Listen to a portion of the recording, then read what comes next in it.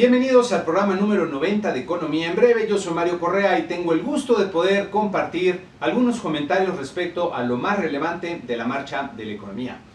Vaya una mala semana que tuvo el presidente Trump, ya que ocurrieron acontecimientos sorprendentes que aumentaron seriamente el riesgo de que pudiera ser destituido e incluso terminar en la cárcel, aunque todavía esto está muy lejos. Para empezar, el que fuera su jefe de campaña, el señor Paul Manafort, fue declarado culpable de 8 cargos de fraude en el juicio que se le sigue. Acto seguido, Michael Cohen, quien fuera su abogado y hombre a cargo de resolver muchos de sus problemas, se entregó ante un juez federal para declararse culpable de pagos ilegales hechos durante la campaña y señalando a Trump como el que le ordenó realizarlos, expresando también su intención de cooperar con las autoridades. Posteriormente se dio a conocer que David Pecker, uno de sus aliados cercanos y pieza clave en sus campañas ante los medios y que tiene mucha información de Trump, había conseguido inmunidad a cambio de cooperar con las investigaciones. Y luego, en lo que tal vez sea el golpe más duro para Trump,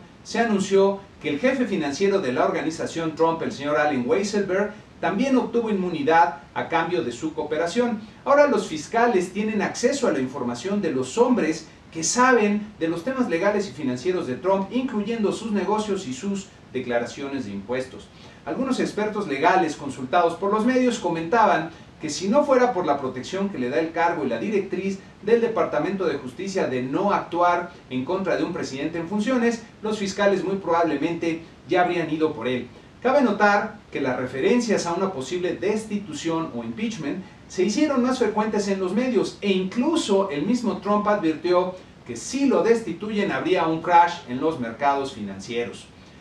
Otra vez volvió a criticar al fiscal general, el señor Jeff Sessions, por no haber tomado el control del Departamento de Justicia al recusarse de las investigaciones de la interferencia de Rusia. Y sorprendentemente, Sessions ahora le respondió a su jefe que mientras que él sea el fiscal general, no dejará que las acciones del Departamento de Justicia sean influenciadas por consideraciones políticas. Otra vez volvió a criticar a la Reserva Federal, Trump, por subir sus tasas de interés en estos momentos, pero su presidente, el señor Jerome Powell, se ha mantenido inamovible a pesar de haber sido puesto por Trump. En otro tema, en las minutas de la última decisión de política monetaria de la Reserva Federal, puede verse que están prácticamente listos para incrementar nuevamente su tasa de interés en su próxima reunión del mes de septiembre y que mantienen la misma perspectiva de que la economía no necesita ya estímulo monetario. También señalaron que un escalamiento de las disputas comerciales internacionales es un riesgo a la baja en la actividad económica en el mediano plazo. Hablando de ello, en la semana escaló nuevamente la tensión en la guerra comercial entre Estados Unidos y China, luego de que ambos países comenzaran a aplicar aranceles de 25% a sus importaciones por un monto de 16,000 millones de dólares. En este entorno, los mercados accionarios del mundo mostraron una tendencia positiva al ganar 1.12% en la semana. Nuestro mercado accionario también registró una ganancia importante de 2.84% en la semana. El tipo de cambio continuó mostrando vaivenes importantes, como podemos ver en nuestra gráfica, terminando en 18.92 pesos por dólar en el mercado interbancario. Por cierto,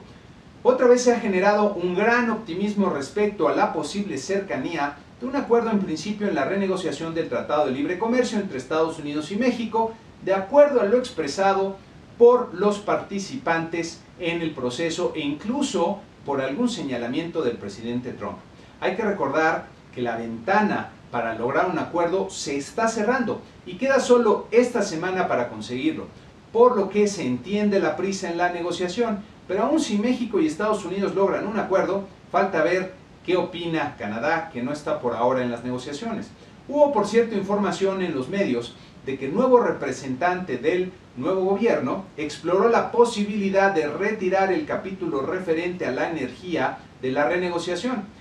lo que de acuerdo a algunos medios no fue muy bien recibido por los estadounidenses. Me da la impresión de que ambas partes están anticipando que serán los otros los que van a flexibilizar su postura para lograr el acuerdo. Por ejemplo, los medios citaban al representante del nuevo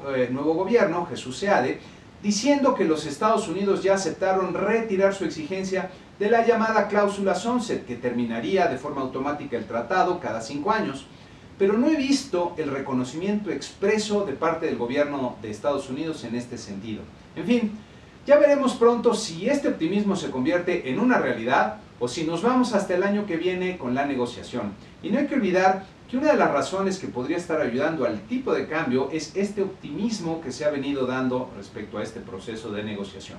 Pasando a México, el INEGI presentó los datos de inflación al consumidor de la primera quincena de agosto con una nueva metodología de cálculo que, por cierto, está muy bien explicada en su página de internet. Los cambios incluyen el cambio de año base, la actualización de la canasta de acuerdo a las tendencias de gasto más recientes de los consumidores, una mayor cobertura geográfica y un incremento importante en el número de cotizaciones que se recaban para su cálculo, mejorando el INPC. En esta tabla pueden ver cómo cambian los ponderadores del INPC que corresponden al peso relativo de cada componente en el total. El componente subyacente, que incluye los renglones menos volátiles, reduce su peso de 77.4% a 75.55%, mientras que el componente no subyacente lo incrementa de 22.56 a 24.45%.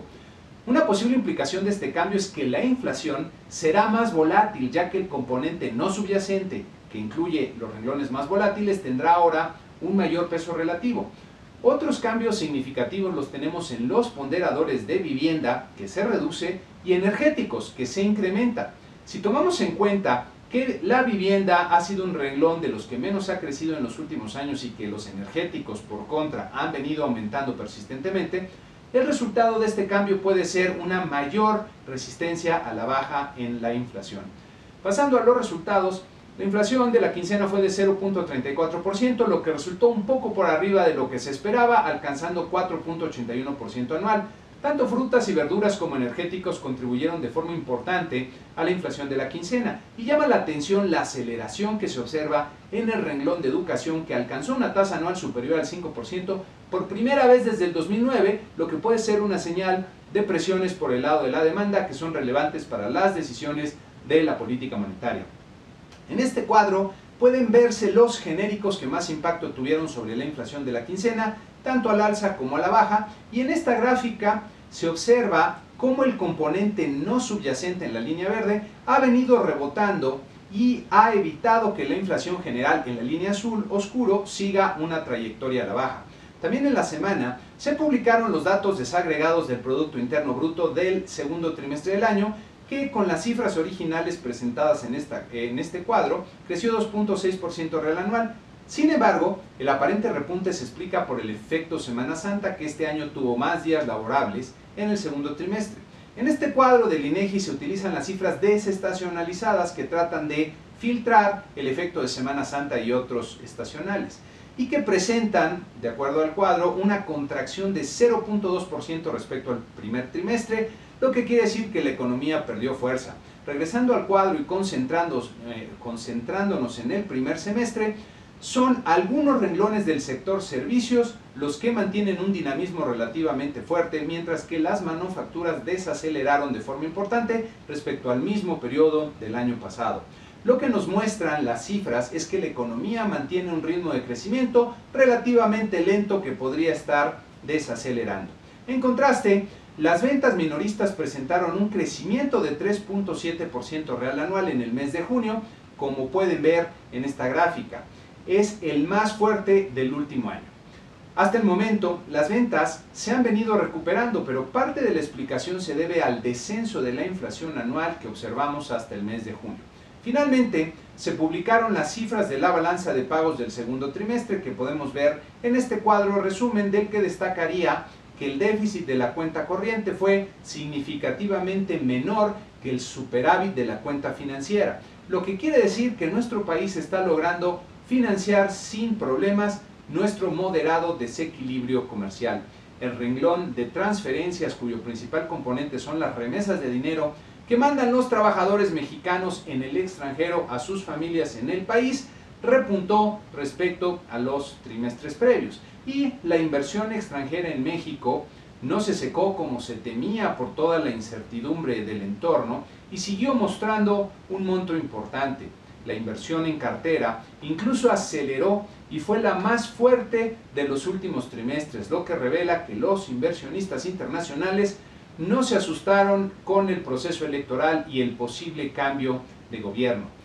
En la semana que inicia, veremos cómo evoluciona la crisis en torno al presidente Trump y veremos también el resultado de la renegociación entre México y Estados Unidos en torno al Tratado de Libre Comercio de América del Norte, al que tendría que incorporarse rápidamente de Canadá para lograr el acuerdo. En Estados Unidos destacan las cifras de ingreso y gasto personal del mes de julio, que contendrán, por cierto, el indicador de inflación más importante para la Reserva Federal. En México tendremos muchos indicadores en el mes de julio, como podemos ver en esta lámina, pero la atención recaerá sobre el informe trimestral de Banco de México, donde ellos presentan las revisiones que hacen a sus pronósticos y donde estaremos muy pendientes para ver qué tanto cambian las expectativas para la inflación luego del rebote de los últimos meses. En este reporte seguramente habrá pistas importantes para anticipar las próximas decisiones de la política monetaria.